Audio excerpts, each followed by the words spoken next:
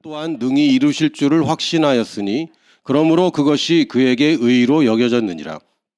그에게 의로 여겨졌다 기록된 것은 아브라함만을 위한 것이 아니요 의로 여기심을 받을 우리도 위함이니 곧 예수 우리 주를 죽은 자 가운데서 살리신 이를 믿는 자니라. 예수는 우리가 범죄한 것 때문에 내줌이 되고 또한 우리를 의롭다 하시기 위하여 살아나셨느니라. 아멘. 대부분의 거의 99.99%의 교회가 밖에도 십자가를 걸고 안에도 십자가를 겁니다. 십자가를 제가 싫어하진 않습니다. 십자가를 볼 때마다 저희들이 느껴지는 그런 좋은 감정들이 있죠. 그러나 사실 기독교의 상징은 십자가는 아닙니다. 왜냐하면 십자가에서 죽은 사람은 예수님만이 아니고요. 십자가에서 죽은 사람은 굉장히 많이 있습니다. 예수님도 혼자서 십자가에 달리신 것이 아니라 그 옆에 두 강도들도 함께 십자가에 달렸습니다. 십자가는 예수님의 고유한 상징은 아닌 거예요, 사실은. 근데 이제 기독교의 상징이 되었지만 사실은 우리 기독교의 상징은 십자가보다는 부활이고 부활을 상징하는 뭔가를 만들어야 된다면 참 애매합니다. 이 빈 무덤을 이제 앞에다가 걸어 놓을 수도 없고 빈 무덤을 상징하기 위해서 그냥 비워두는 거고요. 결국은 부활의 상징은 우리들입니다. 그 건물로서의 교회가 아니라 또 십자가로서의 그 기독교가 아니라 지금 그 부활을 믿는 우리들이 그 부활의 상징들입니다. 교회는 건물이나 장소가 아니라 사람들입니다. 그래서 십자가를 일부러 안 걸은 건 아니지만 특별히 십자가를 걸 이유도 특별히 없습니다. 우리들의 상징은 바로 나인 것이고 교회의 상징은 우리들인 것이지 벽에 걸리는 십자가가 아닌 것이죠. 십자가는 물론 우리들에게 굉장히 큰 의미가 있고 또 십자가가 없다면 사실 부활도 없습니다. 십자가는 예수님이 우리 대신에 죄와 저주와 죽음을 당한 그것입니다. 예수님이 단지 야, 너 죄 없애줄게 라고 얘기한 것이 아니라 본인이 모든 죄를 짊어지셨습니다. 그냥 저주는 내가 그냥 너희들 무효로 해줄게. 아니요. 예수님이 친히 인간이 받을 수 있는 저주를 다 받으셨습니다. 심지어는 발가벗겨졌죠. 무슨 성화 같은 데 보면은 이렇게 가려놨잖아요. 그러나 사실은 발가벗겨서 달아놓습니다. 어마어마한 수치를 우리 대신 짊어지셨습니다. 예수님이 대가를 치르신 것을 우리가 분명히 알아야지 예수님은 값을 지불했는데 우리가 또 내고 있다면 이것은 둘 중에 하나입니다. 어리석거나 아니면 예수님이 치른 대가가 별로 감사하지 않거나 우리가 그 의미를 정확하게 알아야 됩니다. 그리고 예수님이 십자가에서 죽으셨습니다. 단지 예수님이 그냥 죽으심, 우리가 나중에 죽어서 천국 가는 것만 해결하기 위해서라면 예수님이 사실 그런 고통을 당할 필요가 없습니다. 육신의 고통까지 당하신 것은 우리의 육신에 받고 있는 모든 저주까지 짊어지기 위함인 것이고 굳이 또 채찍에 맞으신 것은 예수님이 우리의 질명을 짊어지기 위해서입니다. 사실 예수님이 왜 채찍에 맞았는지가 성경에 기록되어 있습니다. 굉장히 자세하게 왜 그렇게 되었는지. 원래 사형수는 때리지 않습니다. 그리고 영화 같은 데 보면 아직 경험해 보신 분들은 없을 거고 그 사형수들 이렇게 스토리나 영화들 보면은 어느 날인지 안 가르쳐 주죠. 그러다가 어느 날 교도관들이 나를 측은하게 보고 밥을 뭐 먹고 싶냐고 물어보고 먹고 싶은 걸 갖다 주고 그럼 그날이죠. 사형수를 때리지 않습니다. 그거 이상한 거예요. 원래 예수님은 본디오 빌라도가 사형을 시키지 않으려고 때렸습니다. 그렇죠? 그래서 비참한 꼴로 막 때려놓고 아주 만신창이로 만들어 놓고 피 흘리고 막 살점이 떨어져 나가고 아주 여러분 패션 오브 크라이스트 보셨어요? 저는 그 극장에서 보다가 막 주체할 수 없이 막 울었고요. 우리 그 처남이랑 같이 갔거든요. 처남 전도하려고 그랬는데 처남 옆에 두고 막 엉엉 울면서 소리 지를 뻔했어요. 막 극장 그 화면에다 그만해 막 이렇게 소리 지를 뻔했는데 비참하게 때렸습니다. 그러니까 의도적으로 비참하게 만들기 위해서 때렸어요. 그냥 보통 수준으로 때린 게 아니라 왜? 이 정도 해서 풀어주려고 처음에는. 그래서 원래는 사형시키려고 때린 것이 아니라 사형 안 시킬 정도로 죽지 않을 만큼 때렸습니다. 그런데 사람들이 바라바를 내놓으라고 하는 바람에 어쩔 수 없이 사형장으로 가셨죠. 그 예수님은 이게 그럼 우연히 하나님의 아들이 지금 십자가에 달리는 이것을 위해 살아오신, 이것을 위해 모든 구약이 달려왔고 지금 이 마지막 이벤트를 앞두고 있는데 원래는 멀쩡하게 달리셔야 되는 분이 이상한 일이 본디오 빌라도의 단 하나의 실수로 매를 맞았다고 얘기할 수 있습니까? 아니죠. 이미 이사야서에 이미 예언되어 있는 겁니다. 채찍에 맞으심은 우리로 나음을 얻도록, 그가 채찍에 맞음으로 우리는 나음을 얻었다라고 얘기합니다. 예수님은 단지 죄와 죽음만을 해결하신 것이 아니라 인류가 이 땅에서 받을 수 있는 모든 저주도 다 짊어지셨습니다.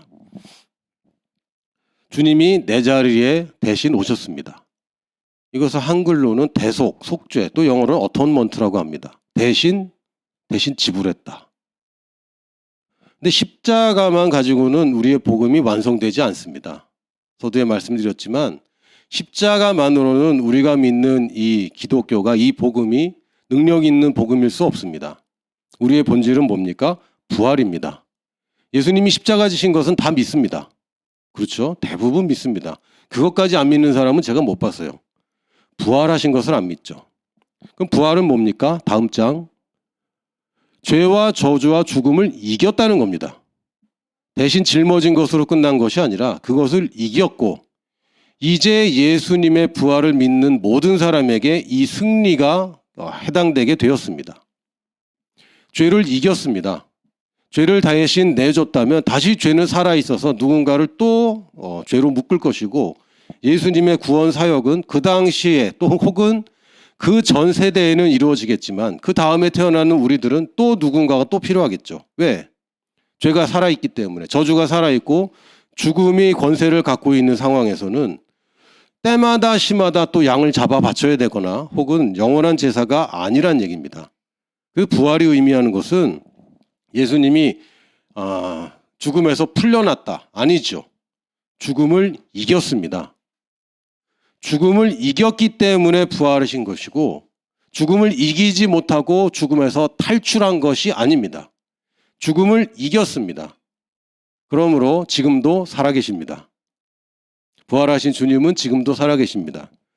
이미 한 번 영원히 이겼기 때문에 또 죽으실 수가 없죠. 그리고 믿는 자들이 예수님과 함께 보좌 우편에 함께 앉은 바 되었다고 얘기합니다. 우리가 주님의 자리로 갔습니다. 원래는 하나님의 아들이라는 예수 그리스도만 앉을 수 있는 그 자리에 이제는 믿는 자가 누구든지 그 자리에 함께 앉을 수 있게 되었습니다. 이것을 다른 말로 공동 상속자가 되었다고 얘기하고, 다른 말로 그분이 첫 열매가 되셨다고 얘기하고, 히브리서 2장에 보니까 거룩해 하는 분과 거룩하게 하시는 이가 함께 한 곳에서 태어났다고 얘기합니다. 바로 우리들 얘기하는 것이죠. 내가 주님과 함께 하고 있습니다. 이게 부활입니다. 부활은 2000년 전에 그냥 예수님이 부활했다. 그래서 우리 기뻐하자. 그래서 계란도 삶고, 예전에 계란에 칠하던 시절이 있었고요. 그러다가 예전에는 코팅하던 시절이 있었고, 저희는 오늘 그냥 봉지에 담았습니다. 계란을 삶던 시절이 있었고요. 이제는 구운 계란으로 드리는 시절이 있는데 저희는 구운 계란을 준비했습니다. 온라인으로 예배 참석하신 분들은 조금 죄송합니다.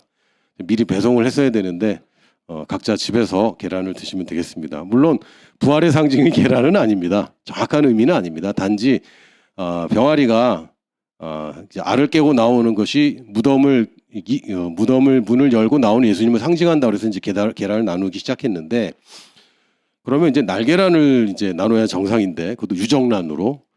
근데 편의상 그냥 의미만 그렇다는 거죠. 그래서 우리는 또 속량이라는 단어를 좀 더 정확한 단어로 씁니다. 속량이라는 단어는 사실 한국말에만 있어요. 속량은 대속하다, 속죄하다. 속은 값을 치르다는 뜻이고, 량은 양민이라는 뜻입니다. 노비였던 사람에게 노비 값을 치르고 양민으로 삼아주는 것을 우리가 속량이라고 부릅니다. 다른 말에는 없어요. 왜냐하면 다른 나라에는 양민이라는 개념이 없기 때문에. 우리나라만 있는 단어입니다. 속량. 영어는 리뎀션이라고 부릅니다. 신학교에서 어톤먼트가 어떻고 리뎀션이 어떻고 이렇게 했는데, 어톤먼트는 죄의 값을 지불했다는 것에 초점인 것이고요.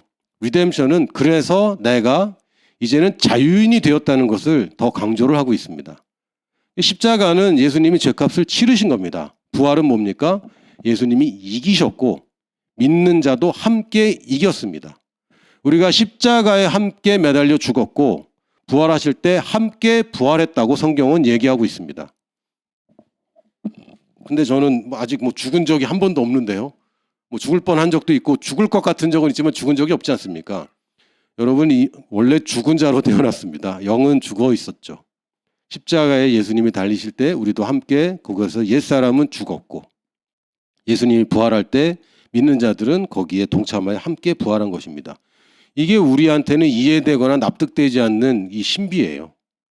나는 죽은 적이 없는데 죽었다고 얘기하고 살아난 적도 없는데 살아났다고 얘기하고 옛사람인 것 같은데 새사람이라고 얘기하고 변한 것이 별로 없는 것 같은데 그리고 내가 한 것이 없는데 어떻게 내가 이렇게 되었는지 이것이 신비입니다. 이거는 우리가 이해할 수 없는 수준입니다. 모든 지식에 뛰어난 하나님의 평강이라고 표현되어 있지만 지식에 뛰어난 것이 아니라 지식을 능가하는 모든 우리의 이해를 능가하는 하나님의 평강이 우리에게 있습니다. 그래서 머리로 납득은 안 되는데 이게 맞아. 이게 이해가 되곤 하는데 믿어주고 싶어. 믿어지면 좋겠지만 잘 안 믿어질 때 믿어주는 척하면서 그렇게 여기기 시작하는 것이죠. 이렇게 시작하는 것입니다. 우리가 씨를 심을 때 이 씨가 나올 거라는 보장을 가지고 씨를 심는 것이 아닙니다. 믿어주는 거죠. 그리고 씨는 생명이 있다면 무조건 발아합니다. 우리 안에 예수라는 생명이 들어왔습니다. 예전에는 우리가 고철 같은 사람들이었습니다. 다음 장. 고철 생각나세요? 고철하면 떠오르는 거 있죠. 녹슬어서 막 부식되고 막 이런 거. 여러분 혹시 자동차 옛날 거 타고 계신 분들은 지금 막 그 가슴이 아플 겁니다. 녹 하나 살짝 난 거 방치했더니 막 삭아서 우수수 떨어지는 그거 상상해 보세요. 예전에 우리가 고철이었습니다. 죄송합니다. 제가 이과 출신이기 때문에 Fe2O3 써놨습니다. 물론 2자와 3자 좀 작게 써야 되는데 옮기면서 좀 바꿔줬네요. F2O3는 산화철을 얘기합니다. 이게 녹입니다. 녹의 실체는 산화철이고 철이 산소를 만나는 순간 산화철이 되고 녹이 생깁니다. 우리 피에 철분이 들어있는 건 아시죠? 왜 하필이면 철이겠습니까? 왜냐하면 철이 산소와 굉장히 빨리 그리고 강력하게 결합하기 때문입니다. 다른 어떤 것이 우리 피에 도는 것이 아니라 굳이 철분이 돌고 있는 것은 우리 산소가 피에 결합되고 운반할 수 있도록 하나님이 설계하셨습니다. 그래서 철은 산소를 만나는 순간 그냥 산화됩니다. 굉장히 빠른 속도로. 특히 물과 함께 있으면 그 산화가 굉장히 촉진되죠. 물이 닿으면 철이 녹이 습니다. 아무리 깨끗한 척해도 공기 중에 나온 순간 녹슬기 시작합니다. 이게 우리 본질이었습니다. 그리고 녹이 슬면요. 덧칠을 하거나 또는 사포나 뭘로 갈아내서 벗겨내거나 요 방법밖에 없습니다. 그러나 일시적이죠. 율법은 늘 우리를 깨끗하게 하라고 얘기합니다. 정결케 하라고. 어떻게 해요? 녹이 생기니까 계속 닦아내고 계속 기름칠하고 또 생기면 또 닦아내고 또 닦아내고. 그러나 본질이 바뀌지 않고 이것은 늘 오염원이었습니다. 나만 오염되는 것이 아니라 세상을 오염시켰습니다. 죄인의 본성은 단지 혼자 저주받는 것이 아니라 다른 사람까지 오염시킵니다. 부정적인 시각이 얼마나 사람들을 오염시킵니까? 여러분 겪어보셨습니까? 혹은 여러분이 혹시 오염원이 돼본 적 있으세요? 저는 오염도 되어봤고 오염도 되어봤습니다. 하나님의 말씀이 아닌 것이 얼마나 사람들을 오염시키고 바른 말을 한다고 생각하지만 사실은 사람들을 계속 오염시키는 말들이 얼마나 많이 있습니까? 이 고철들은 다른 철들까지 오염시킵니다. 그런데 제가 여러분에게 숟가락을 하나 가져왔습니다. 제가 의에 대해 설명할 때마다 등장하는 숟가락입니다. 스테인리스는 뭐냐면요. 미량의 아주 조금입니다. 텅스텐이나 니켈이나 아주 작은 양의 물질들을 철에다가 녹여서 그걸 집어넣어서 섞어버립니다. 합금을 시켜버립니다. 그러면 이 철이 스테인리스가 됩니다. 많은 양이 아닙니다. 아주 조금 넣습니다. 아주 조금. 그런데 이 철의 성질이 완전히 바뀌어버려요. 엉뚱한 상상을 좋아하는데 가끔 이런 생각 해봤거든요. 예수님의 피가 몇 리터였을까? 그걸 지금까지 인류가 나눠 가진다면 한 방울이나 될까 나한테 오는 게? 이런 생각 해봤어요. 예수님의 피가 흘렀지만 지금까지 몇 명이 도대체 구원받았고 앞으로 몇 명이 구원받을지 모르겠지만 그 피가 효력을 발휘한 것은 사실은 모든 인류 아닙니까? 믿는 사람이 그것을 취했을 뿐이지. 모든 인류, 지금까지 살아온 모든 인류가 지금 현재 살아있는 사람만 70억이 넘는데 도대체 몇 밀리리터, 몇 마이크로리터가 나한테 해당되는 피일까? 아주 미량 아닌가? 그런데 그 미량이 들어갈 때에 본성이 바뀝니다. 생명은 그런 것입니다. 이 스테인리스는 이제 여러분이 칠하지 않습니다. 그렇죠? 여러분 스테인리스에다 페인트 칠하는 거 보셨어요? 안 칠합니다. 그리고 사포로 녹을 깎아내거나 긁어내지 않습니다. 왜요? 이제는 녹슬지 않습니다. 스테인리스 뜻이 뭡니까? 스테인이 없다는 뜻입니다. 더러운 게 끼지 않는다는 얘기입니다. 찌꺼기가 남지 않는다는 얘기입니다. 이게 우리의 의입니다. 예전에는 고철 같아서 늘 닦아야 됐고 닦으면 조금 반짝거리는 것 같지만 그새 또 더러워지는 것이 우리의 본성이었다면 어쩌면 우리 지금 지저분한 게 묻어 있을지 모르겠습니다. 그러나 우리는 자체는 오염시킬 수 없습니다. 그리스도가 우리에게 의가 되셨다고 그랬는데 그 의를 이길 만한 죄는 없어요. 예수님이 죄와 저주와 죽음을 이겼지 않습니까? 예수님께 다시 도전할 수 있는 죄도 없고 저주도 없고 죽음도 없습니다. 예수님이 이겼고 지금도 이겨 계십니다. 그때 이겼으나 지금은 죽은 자 된 분이 아니죠. 지금도 살아계신 분입니다. 그러므로 내가 그리스도를 의로 삼았다면 더 이상 죄가 나를 더럽게 할 수 없습니다. 구약에서도 부정한 것이 제단에 닿으면 제단이 부정케 되는 것이 아니라 그 부정한 것이 거룩해 된다고 그랬습니다. 왜? 하나님의 임재와 죄가 맞닥뜨렸을 때 죄가 정결케 돼버려요. 그래서 가끔 생기는 문제가 뭐냐면요. 정결케 돼야 되는데 내 육신에 죄가 있고 저항이 있기 때문에 사람이 죽어버립니다. 언약궤를 잘못 운반하다가 우사란 사람이 언약궤를 잡았다가 우사가 죽었죠. 하나님이 야 네가 감히 나를 만져라고 죽인 게 아닙니다. 언약궤가 부정케 되었다고 하나님이 벌로서 죽인 게 아닙니다. 우리 몸에 이 우사라는 사람에게 죄가 있기 때문에 하나님의 임재가 이 죄를 이겨버리고 이 죄를 감당하지 못하도록 빛으로 비춰버리기 때문에 이 사람이 죽어버리는 거죠. 마치 여러분 콘센트에다가 이런 거 꽂으면요 재밌는 일 벌어질 겁니다. 해보진 않으셨으면 좋겠어요. 어린이들 따라하면 안 됩니다. 절대 따라하면 안 됩니다.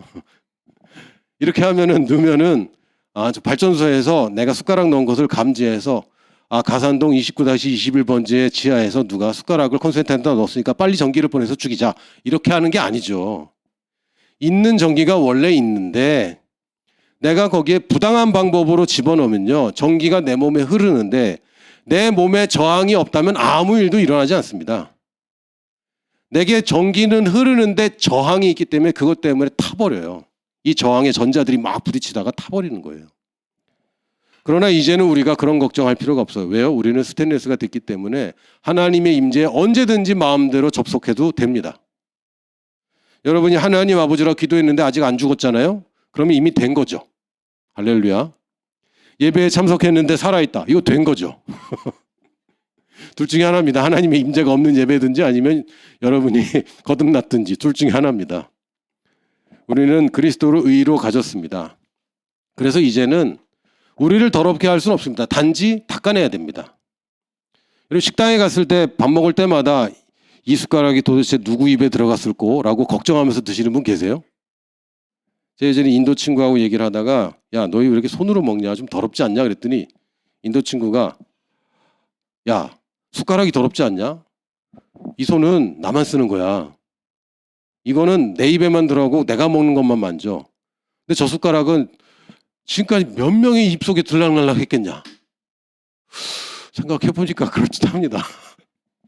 손이 어차피 요리사들도 다 손으로 하는 거잖아요. 내 손 깨끗하게 씻으면 사실은 숟가락보단 이게 더 위생적이겠더라고요.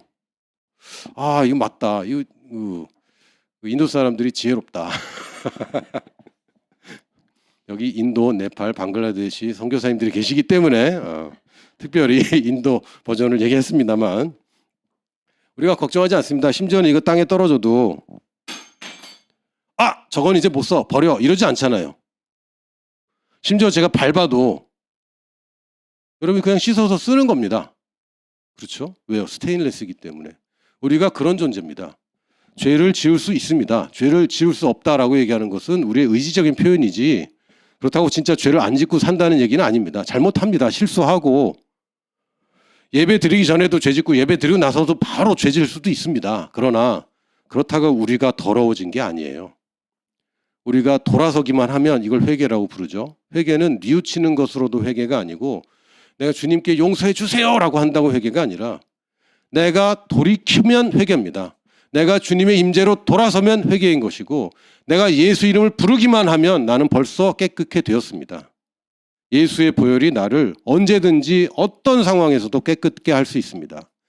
예수의 보혈이 못 씻을 죄가 없어요. 이미 이겼다니까요. 죄를 지불했을 뿐 아니라 이미 이겼기 때문에 우리는 영원히 떳떳하게 하나님 앞에 언제든지 나갈 수 있습니다. 우리는 사랑받는 자녀가 되었습니다.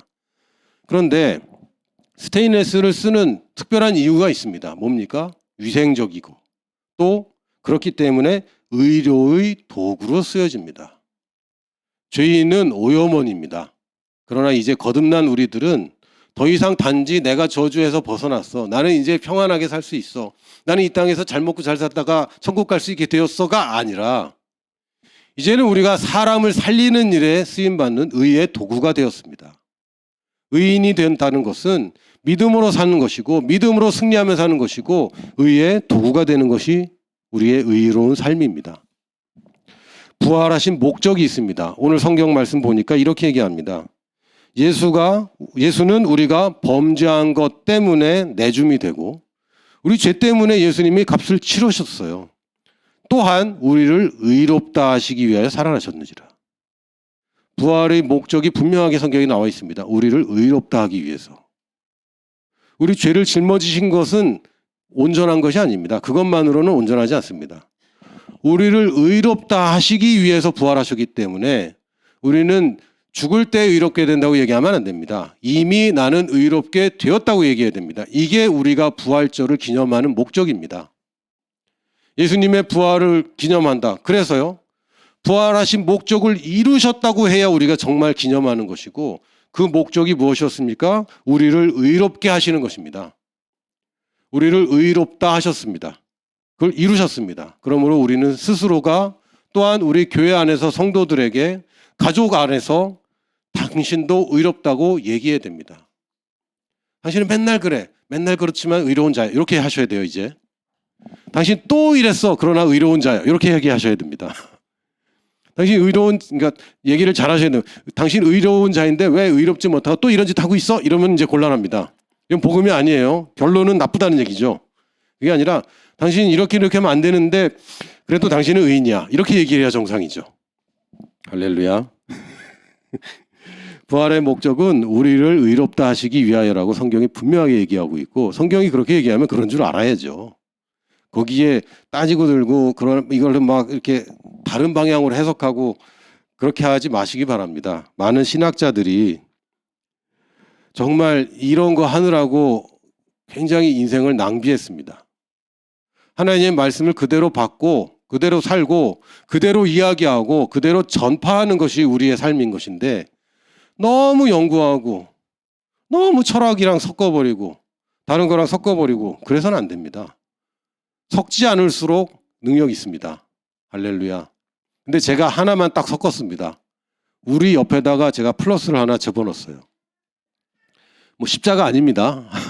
우리 십자가가 아니라 우리 플러스. 뭡니까? 우리는 지금 나와 우리 가족과 우리 교회만 우리가 아니라 아직 예수님을 모르는 그 사람들까지 우리입니다. 예수님의 죽으심은 거듭난 사람을 위해 죽으신 것이 아니고 거듭난 사람을 의롭다 하기 위해서 부활하신 것이 아니라 아직 죄인인 사람들을 위해서 십자가를 지셨고 아직 죄인인 사람들을 의롭다 하시기 위하여 부활하셨습니다. 그러므로 우리가 부활을 기념한다는 것은 지금 아직 죄인인 이 사람들도 의롭게 하시기 위한 하나님의 뜻을 우리가 기념하는 것이고, 단지 나는 의롭게 되었다는 거 가지고 씨름할 때가 아니라 나는 의롭게 되었고 이제는 의의 도구이기 때문에 아직 복음을 모르는 곳에 누군가가 가야 한다면 내가 가야 되겠고, 그 사람이 가는 곳에 뭔가가 필요하다면 내가 보내야 되겠고, 내 주변에 아직도 예수님을 모르는 사람이 있다면 내가 기도하고 그 사람을 찾아가야 되는 것입니다. 왜요? 내가 의인이 되었기 때문에. 나 말고는 그 사람에게 답이 없기 때문에. 내 팔에 나 말고는 답이 없기 때문에 내가 내 팔에 가야 되는 거죠. 할렐루야. 우리라고 할 때 늘 우리 이상의, 우리를 넘어서는 것을 늘 생각하시기 바랍니다. 우리를 의롭다 하시기 위해서는 지금 우리는 의롭게 되었기 때문에 이제 우리, 아직 그들이지만 우리가 될 그 사람들을 위하여 주님이 부활하셨습니다.